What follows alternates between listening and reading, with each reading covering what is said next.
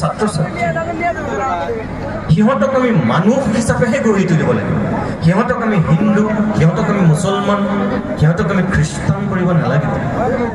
কিন্তু আমাৰ দুৰ্ভাগ্য এতিয়া যে আমাৰ সমাজখন আমি এতিয়া তেনেকুৱা পৰিৱেশলৈ গুচি গৈছোঁ শিক্ষাৰ ক্ষেত্ৰতো নিষ্ঠুৰভাৱে যিসকল বৰমূৰীয়া তেওঁলোকৰো বৈষম্যৰ বলি হৈছে এতিয়া উঠি অহা ছাত্ৰ ছাত্ৰীসকল এই যে কিছু সময়ৰ পূৰ্বে ইয়াত সম্পাদকীয় প্ৰতিবেদনত কৈ গ'ল এই বৃহত্তৰ অঞ্চলটোত বোলে মাত্ৰ জুনিয়ৰ কলেজ এখন যিখন কলেজত 1100 ছাত্ৰ ছাত্ৰী আছে দুটা শ্ৰেণীত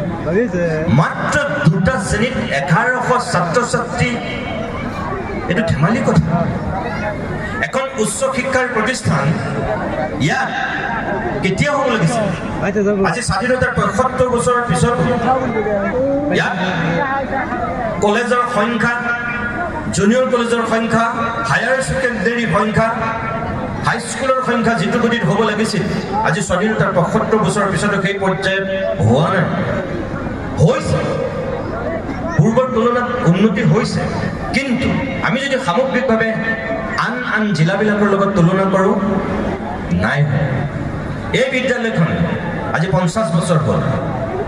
এই বিদ্যালয়খনৰ যিটো আপোনালোকৰ ইয়াত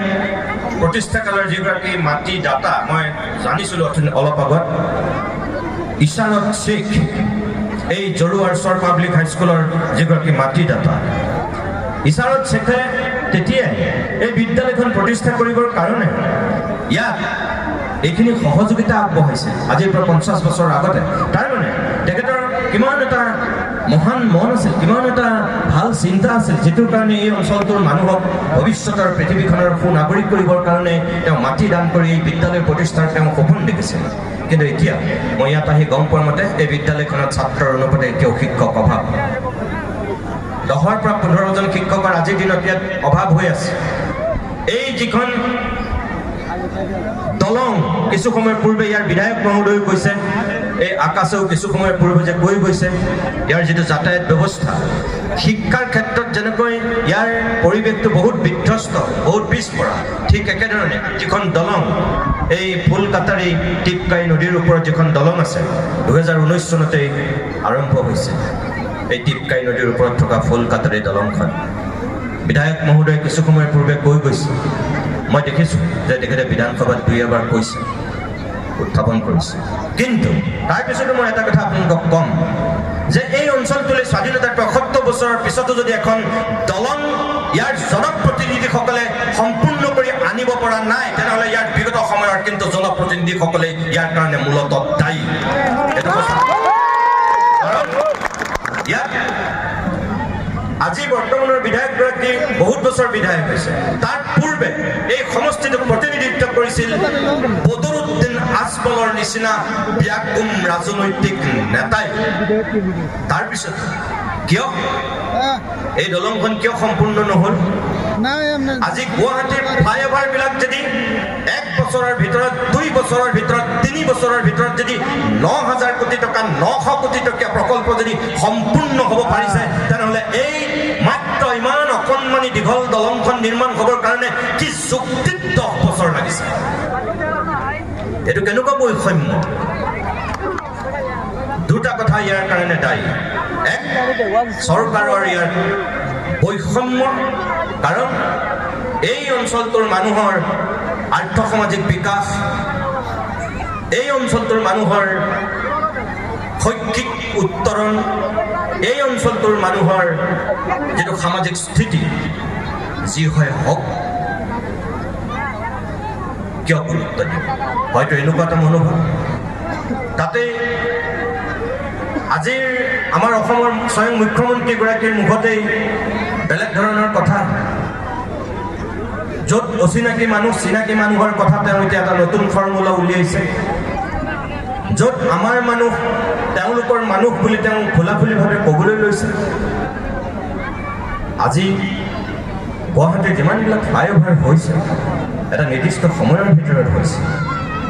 তেনেহ'লে আজি অসমখনৰ যিটো প্ৰগতি আৰু উন্নতিৰ কথা তেওঁ বাৰে বাৰে ৰাজহুৱা সভাবিলাকত কৈ আছে তাৰমানে সেই প্ৰগতি আৰু উন্নতিটো কিছুমান নিৰ্দিষ্ট অঞ্চল কেন্দ্ৰিক হৈছে নেকি? ইয়ালৈ আহিতো মোৰ তেনেকুৱা অনুভৱ হ'ল ইয়াৰ ৰাস্তা ঘাট বুলিবলৈ একোৱেই নাই। এই দলংখন 10 বছৰ লাগিছে বনাবৰ কাৰণে। আৰু মই গম পোৱা মতে এই বিলাসীপাৰাৰ আগৰ যিগৰাকী বিধায়ক অশোক সিংভি গৌতম কনষ্ট্ৰাকশ্যনৰ লগত তেখেতৰো এই দলংখনৰ লগত কিবা সম্পৰ্ক আছে ঠিকাদাৰী প্ৰতিষ্ঠান আছে ছাৰ। তাৰমানে তেখেতে যদি এই কামটো কৰিছে তেনেহ'লে কিয় সম্পূৰ্ণ কৰি দিয়া হয়? আৰু ৱাজেদ আলী চৌধুৰী ডাঙৰীয়াৰ প্ৰতি মোৰ এইটোৱে আহ্বান যে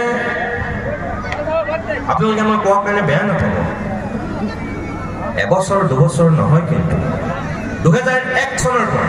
2016 চনলৈকে কংগ্ৰেছৰ চৰকাৰ আছিল এইখন অসমত। 15 বছৰ ধাৰাবাহিকভাৱে কংগ্ৰেছে ইয়াত শাসন কৰিছে। 15 বছৰত কি এই দলংখন বনাই সম্পূৰ্ণ কৰিব নোৱাৰিলেহেঁতেন? কিয় নোৱাৰিলে? এইটো ডাঙৰ কথা। মানে মোক কোনো বেয়া পাব নালাগে যে মই এইবোৰ কংগ্ৰেছ এজিপি বিজেপি কিবা এইবোৰ কৰিছোঁ বুলি। এইবোৰ মোক আপোনালোকে ভুলতো নাভাবিব, কাৰণ মই যিটো সঁচা মই সঁচাটো কওঁ। কোনোবাই মোক ভাল পায়, কোনোবাই বেয়া পায়, মোৰ তাত কোনো খাতিৰ বাতিৰ নাই। যেতিয়া কংগ্ৰেছৰ দিনত যিবিলাক আটাইতকৈ দুৰ্নীতি আৰু ভ্ৰষ্টাচাৰ হৈছিল,